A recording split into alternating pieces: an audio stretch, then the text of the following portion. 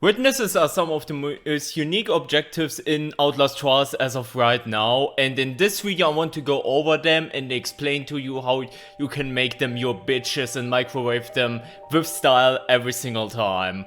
Now, base establishment first. The witness, what the fuck is he even? He is an objective-based enemy type that is also a stealth type of objective, if you will. He normally has 3 HP, he has 2 HP in the MK challenge, Escape the Courthouse, but normally 3 HP in the main trial. And he's stationary. He has a shitload of unique spawns in an area, and he will be alert to you if you do any sort of noises. So if you're bashing down doors, hopping through windows, running around this vicinity, he will turn around to check out the noise. He will not actually move, but he will check out the noise, and if he sees you, he will flee. So basically how it works is he will flee to the nearest shuttle, and if you are in his path, he will obviously attack you to get it out of the way. But yeah, he will flee to the nearest shuttle and then respawn at another location, hence why this is more of a stealth-based objective. Now, the way you actually interact with him is with the microwave trigger, which is your quote-unquote weapon. If you do a lengthy action which heats up the microwave, you deal 1 damage to him, so if he has 3 HP, he loses like 1 and has 2 left, or if he has 2 HP, yada yada yada, you get the gist. After which he will be triggered to go to the location where the microwave was triggered from.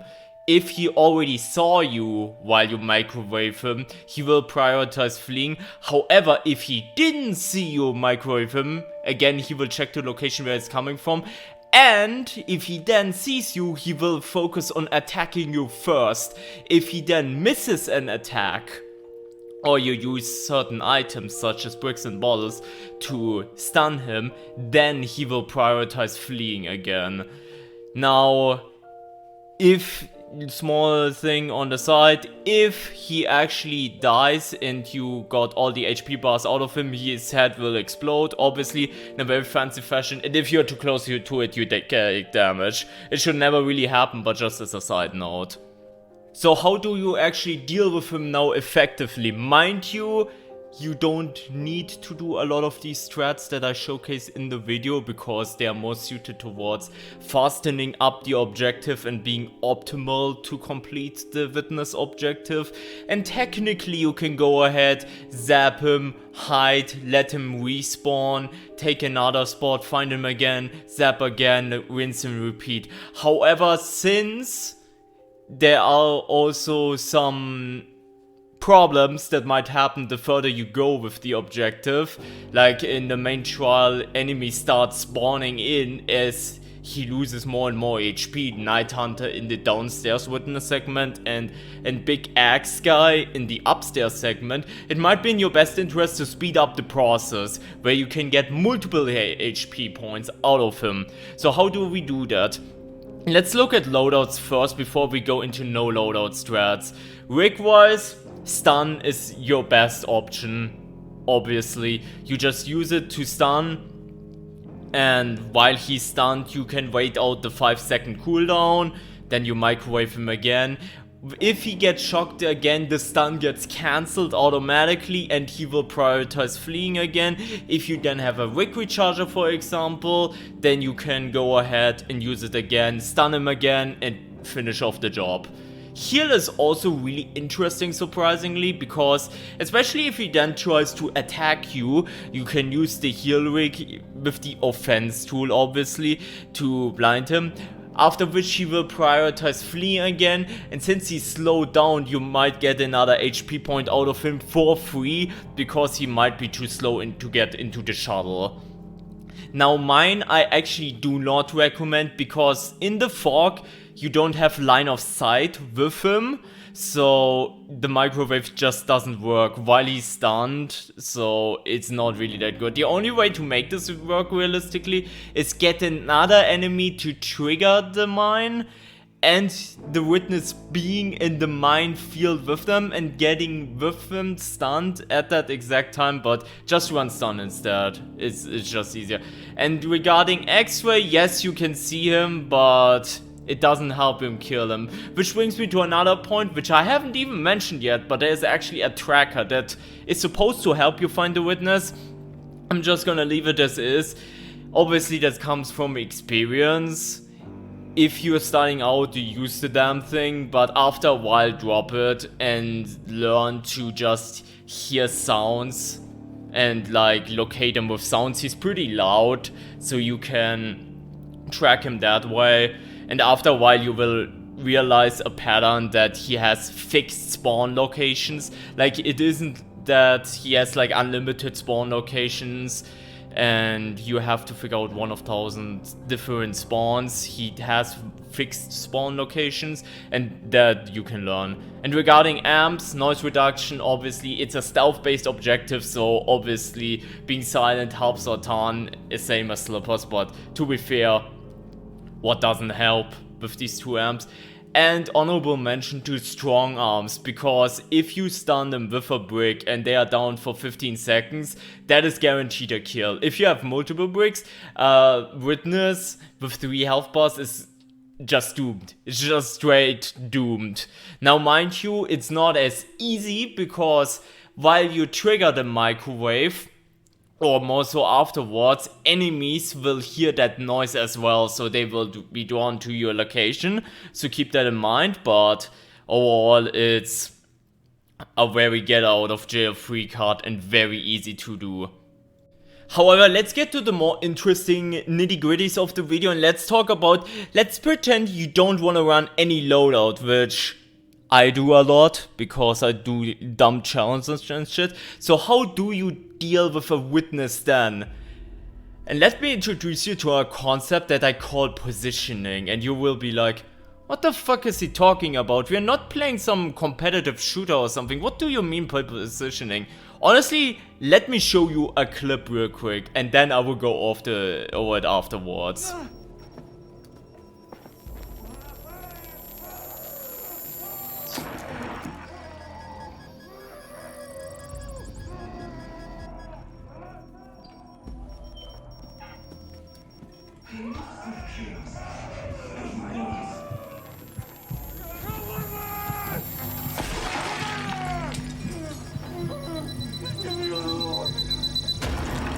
As you can see in this example, because I positioned myself that way, he went all the way around trying to get me. Because again, remember, as we established, if you zap them and you do it stealthily and he doesn't notice that you're here, he will try to echolocate the location where the sound came from the microwave. So he went all the way around and tried to get me. And because of the positioning that I could zap him down the hallway, I didn't even need to use any sort of item. Now mind you, obviously it's a 2 HP target, but still, it's very easy to see the value good positioning has. If you put some objects in between you, or you find specific snipe positions through windows, whether it be at normal windows, door windows, double door windows, any sort of that thing, or you know, for example, also bookshelves and stuff like that, where you can peek down a little bit. If you get creative LOS spots, you can create distance that he travels, and while he travels, you also play around the cooldown of your microwave trigger, so you can immediately attack again. And this makes bottles and bricks, even if you don't have strong arms, very valuable. For example, right here, I zap from a little bit of a distance, so he starts going towards me. I will even bait him into attacking me for a bit of extra time. Then I use a brick, which stuns him very much so that I can start microwaving him, and while he tries to go to the shuttle, which I recognize is behind them, I will get the free kill on him. You can also optimize this even further with door locks. Now, mind you, a lot of trials have unreliable doors, and once you get to that territory, it is pretty hard to do more often than not, because a lot of dead room areas where you could lock him in, they are locked by default, and then he will bash him down and it doesn't help. But if you recognize where he is and where he wants to go once he flees the shuttle, that is, where he will go. You can lock doors in between, and he will force to break them, because he cannot, as a character, he cannot manually unlock the door. He will bash them in, and this can buy you so much time to get multiple health states out of him.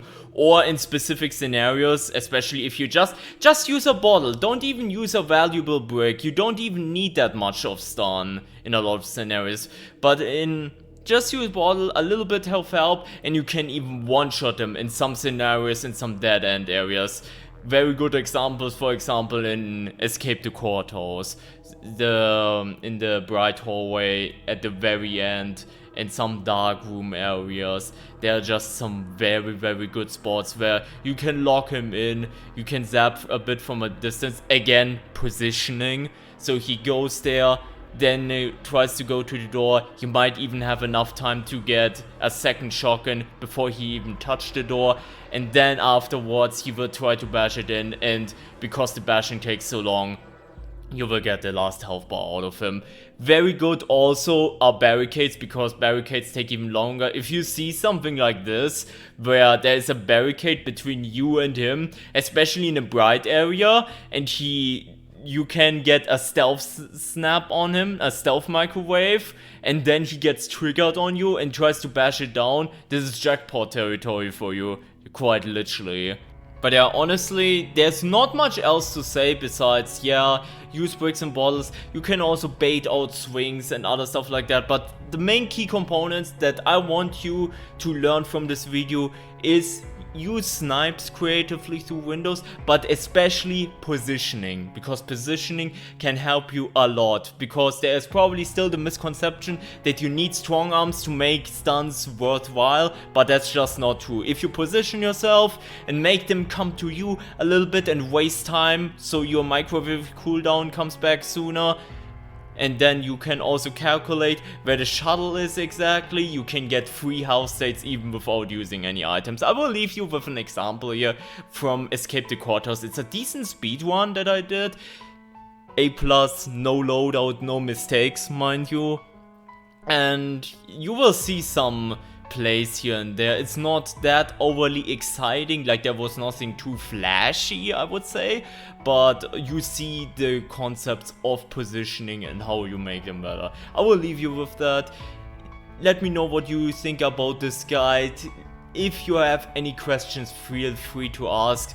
I'm sorry I didn't get into specifics. For example, I know the upstairs area for the witness segment is probably the most brutal in the entire game, like of any segment, which I will just leave you. Try to get him into the dark area, the big dark area, and then try to zap him out of there. But yeah, overall, I hope this guide was okay and helpful, even though I didn't go into very, very specifics, because honestly, I didn't want to make this longer than it needed to be and go through every single scenario there is. But yeah, again, I will leave you with the Escape the Courthouse speedrun just as an example to show off positioning especially. If you enjoyed this guide, make sure to drop a like and subscribe for more Outlast Trials content in the future, and also make sure to share this video with someone who might find this very helpful. And yeah, thank you so much for watching. I appreciate you guys a lot. Your support has been immense over the last month and 2 months. Like, it's been insane, and I'm enjoying the journey I'm on right now. And yeah, I hope I will see you in the next speedrun challenge or the next guide. And yeah, thank you so much for watching. This way. Attention. Reports of heated witnesses are on loose.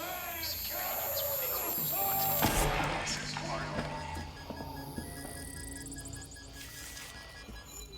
Proceed with caution.